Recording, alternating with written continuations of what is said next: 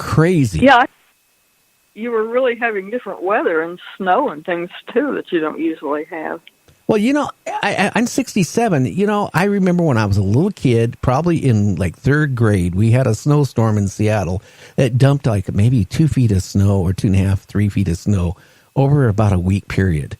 And I remember that. But then I haven't remembered any heavy, big flows of snow since then. I mean, we might get like 4 or 5 inches in certain areas, and then it melts off really fast. Where I live at the compound at the harbor, Gig Harbor, Washington, I've been here for going on 21 years.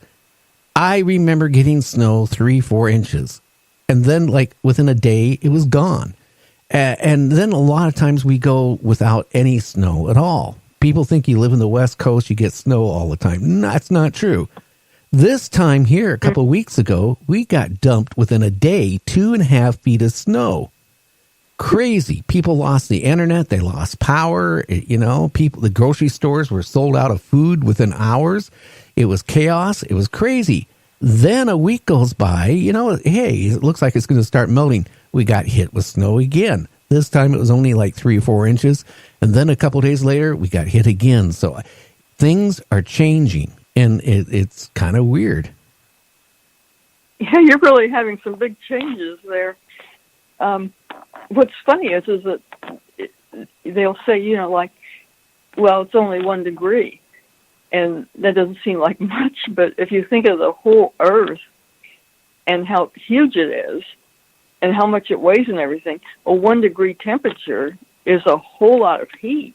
It's not just like it is. Full degree. Hey, we need to take a 2.5-minute break for the radio station, so I'm going to put you on hold. We'll be back with Iren Scott in about 2.5 minutes. So sit back and enjoy the music, and we'll be back. And Iren, don't hang up. Okay.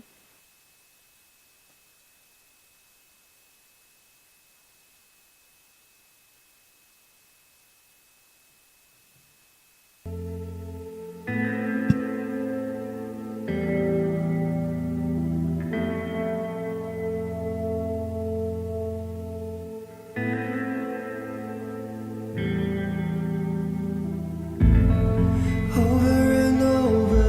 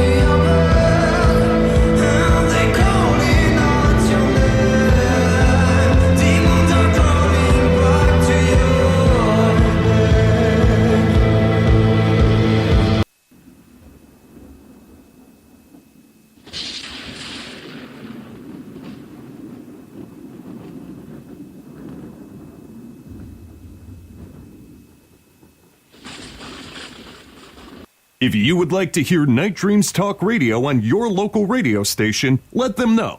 Tell them to check out www.nightdreamstalkradio.com, and thank you.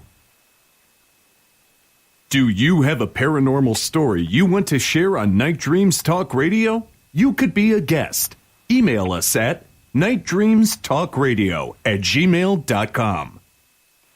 You are listening to Night Dreams Talk Radio Network, from our compound to you worldwide, with your host, Gary Anderson. Hey, that is me. We're talking to Iren Scott PhD. We're talking about UFOs, aliens, abductions, and even climate changes a little bit.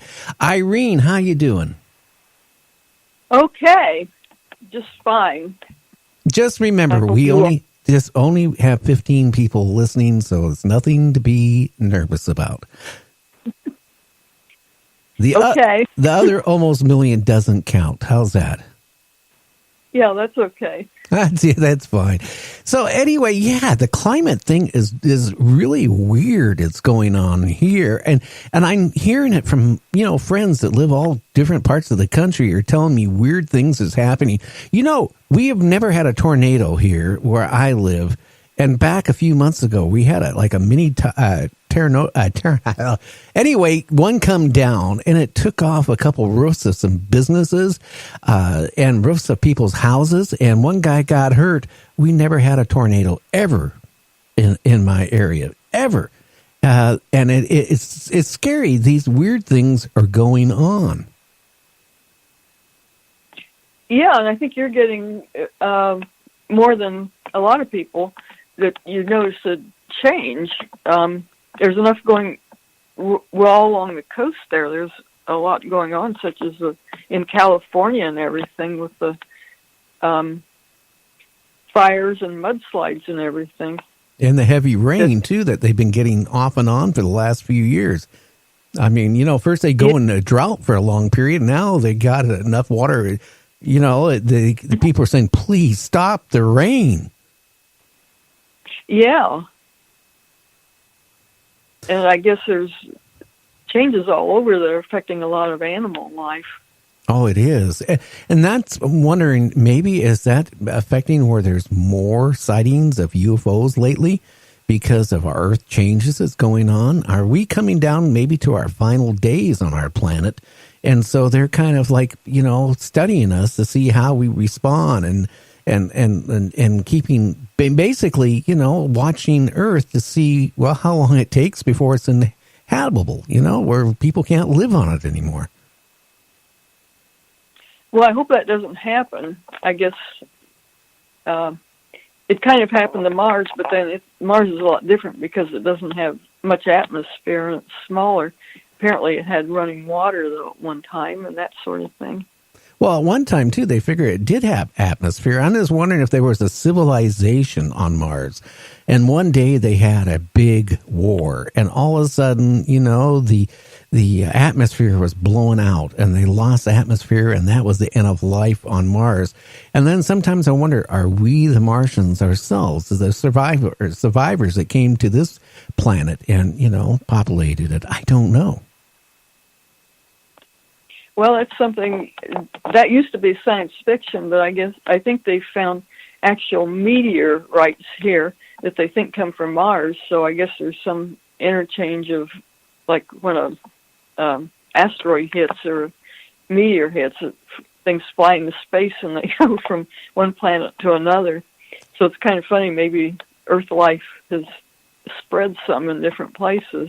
Yeah, or Mars life did. I don't know. Yeah. I was also reading on the news about, what they talk about, like meteors hitting Earth, and people think, okay, it's going to make a big hole in the ground. Maybe it's going to do this, or it's going to cause us to go into a dark winter. But I was reading this one article that if an asteroid the size of the Empire State Building slammed into Earth, it would actually go basically almost to the middle of the Earth and cause the mantle to crack and basically, destroy life that way, because the speed of a comet hitting Earth and slamming in would do so much more damage. And you know what? We're lucky. We're really lucky that one hasn't in our civilization hit. Well, that's one of the theories that happened that caused the dinosaurs, demise of the dinosaurs, is that a big meteor comet hit and changed the climate, and there was the skies are black and everything, and it cut down photosynthesis and killed a lot of life. I guess there's been several instances over geological time where there's been a big demise in different life forms. It might be from asteroid hits. Well, maybe that's why the moon is there too. Maybe as a shield to, protect Earth against maybe some, asteroids hitting. Because look at all the craters of the moon. It's just all cratered up like you wouldn't believe. And, maybe that was there for some reason. Maybe an alien race brought the moon at one point and made it stationary there to help shield the Earth. I don't know. Well, one of the main theories they have now is that a big Mars-sized planet or planetoid hit Earth, and then the debris went out and caused the moon. That we may have another planet right inside the Earth, and our moon is caused by a big hit once, like about 4 billion years ago or so. Well, that's a possibility, but then there's people that say the moon is a satellite, it's hollow. There's so many different theories on this stuff. And, talking about aliens and UFOs, I remember in 1969 when we landed on the moon and Armstrong got out, and the first thing he said, he goes, look at those ships. Look how far advanced. They're bigger than anything we have. They're huge. And, and NASA kept telling them, hey, go to the medical channel, because they knew amateur radio operators were listening in. And they kept telling him, and he was so intrigued at what he saw. He's never changed his story. He said that there was huge UFOs on Mars. So if you want disclosure, kid, there's your disclosure.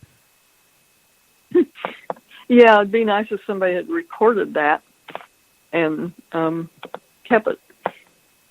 Well, they probably did, and it's probably locked in a vault somewhere. That's the whole thing. And it wasn't just Armstrong; it was all of them. It was on the moon, saw it. These things, and then you wonder, why haven't we gone physically back to the moon? We're talking about going to Mars, and wouldn't it make more logical sense to go and make a colony on the moon to see how long man could actually survive in that type of environment before going on to Mars? But yet, we haven't done it. Yeah, it's sort of like we're going backwards. 1968 and 69, here we were going to the moon, and well, I guess they're going to start the space program again, but we're not doing that now. I don't we're know. Less advanced. Well, I think it's going to go more commercial. I think there's going to be some commercial ventures going to the Mars. But could you imagine, Irene, you decide, hey, I want to go to Mars, right? And you know what? Maybe we should put prisoners on Mars, because you know what? The life expectancy, if that we did go to Mars, right, and try to put a colony up there, isn't going to be that long. Let's face it. It's a suicide mission. So at this point, we're still using missiles and rockets that were basically developed by the Nazis during World War II to shoot them up out in space. We don't have the technology that I would say would be reliable to go put people on the moon, then let alone, have them come back from the moon. Or Mars, I should say. I apologize for that one.